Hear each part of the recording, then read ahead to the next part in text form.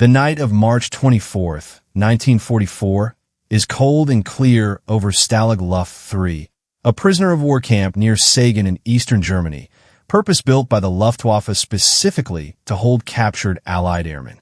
The camp's design is meant to make tunneling impossible, barracks raised on stilts so guards can see beneath them, seismograph microphones buried around the perimeter to detect digging, yellow sand subsoil that shows instantly against the gray topsoil if a prisoner tries to disperse it in the open. For nearly a year, working beneath 3 simultaneous tunnels codenamed Tom, Dick, and Harry, 600 men have defeated every one of those countermeasures. Tom was discovered and destroyed by the Germans the previous September. Dick was abandoned as a storage tunnel after its exit was compromised. Everything now depends on Harry alone. A shaft sunk 9 meters straight down from beneath a stove in Hut 104, then tunneled 330 feet through sand shored up with stolen bedboards, lit by tapped electrical wire, ventilated by a hand-pumped bellows system built from powdered milk tins. Just after 10 o'clock that night, the trapdoor lifts, and men begin dropping into the shaft one at a time, crawling the length of the tunnel toward a forest just beyond the wire, each carrying forged papers, hand-drawn maps, and civilian clothing sewn or bartered together over months.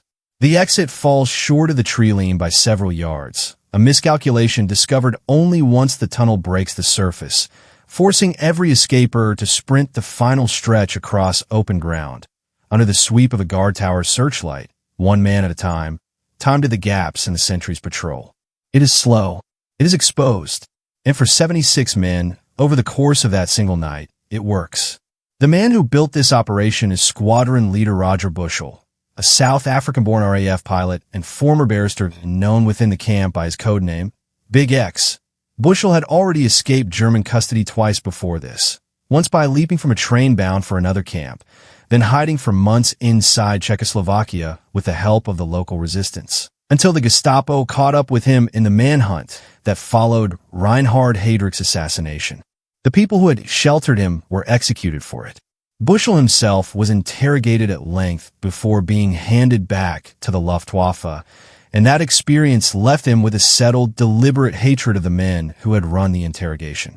By the time he arrived at Stalag Luft III in October 1942, he had one goal, and it was bigger than a quiet, individual escape. He wanted a mass breakout large enough to force the Germans to divert thousands of troops and police to the hunt, straining a home front already stretched thin on 2 fronts. Under the Geneva Convention, none of this constitutes a crime. A captured officer who attempts escape and is recaptured faces confinement as punishment, not execution. The convention draws that line specifically so that escape attempts remain a contest of wits and endurance rather than a capital offense. Every man crawling through Harry that night is operating inside a protection that both Britain and Germany had formally agreed to honor years earlier. Beside Bushell in the tunnel is Bernard Scheidhauer, a French pilot serving with the RAF, chosen as his escape partner for the run toward neutral territory. 74 other men follow behind them into the dark, each one carrying the same quiet assumption that if they are caught, the worst outcome is time in the cooler and a return to the wire. By morning, the alarm is out across the region, a national manhunt. Tens of thousands of German troops, police, and Gestapo agents mobilized to comb rail stations, checkpoints, and forest roads for the missing airmen. For a few days it is, exactly as Bushell had intended, a chaotic and public embarrassment for the Reich. Resources pulled from elsewhere to chase down men in stolen civilian coats, carrying forged travel documents. But the search machinery is fast and thorough, and the men are scattered, cold, and moving through hostile territory without support. Within days, 73 of the 76 escapers are back in custody, caught at platforms, checkpoints, and border crossings across occupied Europe. Only 3 make it all the way home, 2 Norwegians and a Dutchman, the only successful home runs of the entire operation. When word of the scale of the breakout reaches Adolf Hitler, his reaction is immediate and, according to those present, close to unrestrained. He initially demands that every single recaptured man be shot without exception. Senior officers Hermann Göring, Field Marshal Wilhelm Keitel, and others responsible for the treatment of Germany's own prisoners held by the Allies, pushed back, warning that an order like that would invite direct reprisals against German POWs in British and American hands. Hitler does not relent entirely, but he compromises on a number. More than half are to be shot and cremated. Gestapo Chief Heinrich Müller passes the instruction down to Gruppe Arthur Northeast East, who spent an afternoon at a desk with his assistant, sorting the recaptured men's personnel files into 2 piles, one marked with a red cross, one left clean. 50 files receive a mark. Afterward, it becomes known as the Sagan Order. Over the following days, in 2s and 3s, the 50 selected men are taken from custody by Gestapo details, driven to remote stretches of forest and roadside across Germany, told they may step out of the vehicle to relieve themselves, and shot in the back of the head or neck before they can straighten up. Their bodies are cremated where the squads have the means to do it, and the ashes are returned to the camp afterward in sealed urns, each one accompanied by a short, vague, strikingly uniform explanation.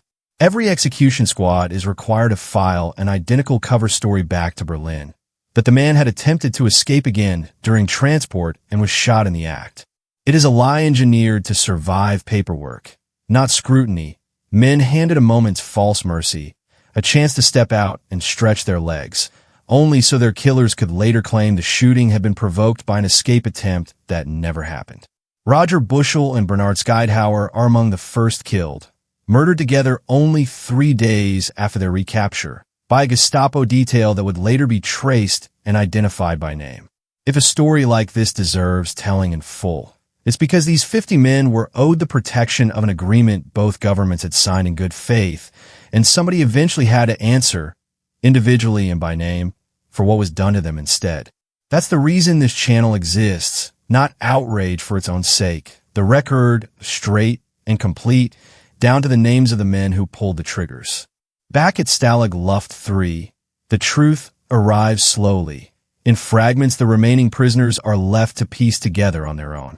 Urns begin returning to the camp in unusual numbers over the following weeks, each one carrying a different vague cause of death. No 2 explanations quite consistent with each other, no bodies to examine, no witnesses among the prisoners to any of it. The camp's senior British officer, Group Captain Herbert Massey, begins quietly compiling what the surviving prisoners can piece together, names, dates, contradictions between the German accounts, patterns in which urns arrived together, and which explanations repeated themselves too closely to be coincidence. He does this from inside captivity, with no certainty any of it will ever leave the camp.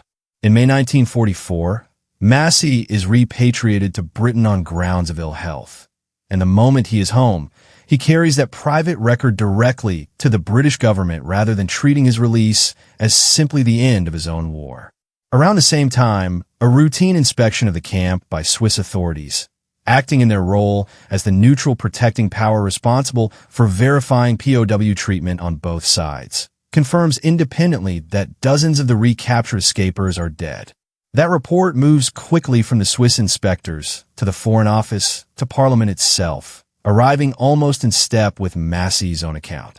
On May 19, 1944, Foreign Secretary Anthony Eden rises in the House of Commons and informs Parliament of what has happened, calling it plainly what it is, cold-blooded murder, and stating that the British government intends to pursue those responsible once circumstances allow.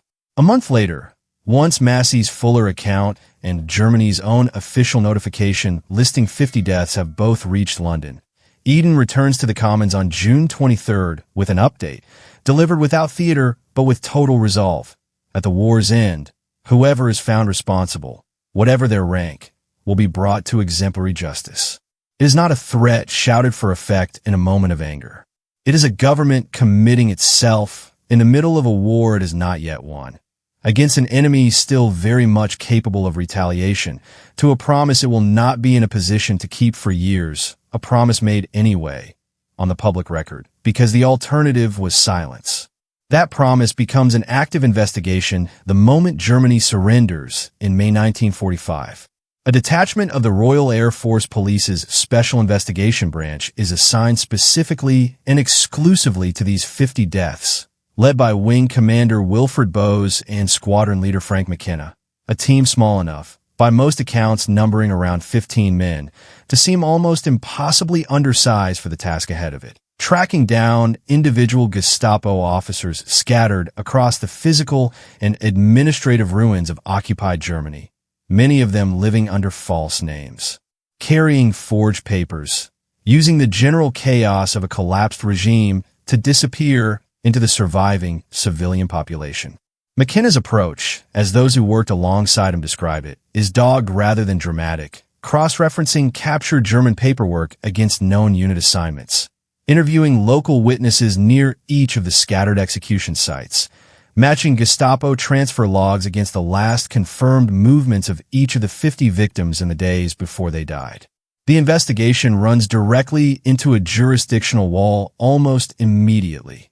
Several of the wanted men are discovered to be already in custody, but held inside the American occupation zone, and U.S. authorities prove slow to release them, in at least one documented case citing the men's continued usefulness for other purposes before agreeing to hand them over. British transfer requests for dozens of suspects meet delay after delay through 1945 and in 1946. McKenna's team keeps working regardless, building case files suspect by suspect. By the time the investigation concludes, it has identified 69 Germans connected in some capacity to the killings, an outcome historians would later note as almost unprecedented, a war crimes investigation carried through to completion by a single branch of a single nation's armed forces, working largely on its own. The first trial opens on July 1st, 1947, before No. 1 War Crimes Court, convened at the Curio House in Hamburg. 18 defendants stand accused, and all 18 plead not guilty. Over 50 days of testimony, McKenna's evidence is laid out piece by piece for the court, the chain of command behind the Sagan Order, the transfer logs tracking each of the 50 men out of custody, the execution reports filed by each Gestapo squad with their identical false explanations, an eyewitness account from civilians who had watched the killing parties pass through their towns in the days after the recapture. Among the accused is Gestapo officer Johannes Post, identified through the investigation's evidence as one of the men responsible for the killing of Bushell and Skeidhauer. On September 3, 1947, the court delivers its verdicts. Several of the defendants, Post among them, are sentenced to death. The judgment does not undo what happened in those forests and roadside clearings in March and April of 1944, but it attaches a name and a signature to responsibility for it, spoken aloud in a courtroom, entered under oath into a public record that cannot later be dismissed as rumor. Further trials follow through 1947 and into 1948, each one adding names to the record. In total, 21 men are eventually hanged for their part in the killings, including a mass execution carried out at Hameln Prison on February 27, 1948. Of the 50 men murdered, records show they were drawn from across the Commonwealth and occupied Europe, the majority British by nationality, alongside Canadians, Poles, Australians, South Africans, New Zealanders, 2 Norwegians, and 1 man each from Belgium, France, Greece, and Lithuania, a spread that stands as its own reminder that Stalag Luft III's population and its loss was never any single nation's to carry alone. Most of their remains were eventually gathered and consolidated at the old garrison cemetery in Poznan, Poland, and a memorial now stands near the site of the original camp, at what is today the Polish town of Sagan, listing all 50 names together in one place. Arthur Northeast by East, the man who spent an afternoon sorting personnel files into piles of who would live and who would die, did not outlive the war himself. Implicated the following year in the July 1944 plot against Hitler, he was hunted down by the same regime he had served and executed in early 1945, a small, unplanned symmetry that no one involved could have arranged on purpose. The investigation Eden promised the House of Commons in 1944 took the better part of a decade to fully close. Carried out by a unit smaller in number than the men it was avenging, and it closed anyway, not because the odds were ever favorable, but because a handful of investigators refused to let a fabricated line in a Gestapo file stand as the last word on 50 names. That refusal is the entire reason these 50 men have names attached to their deaths today, instead of a single uniform sentence in a German report reading, simply shot while escaping.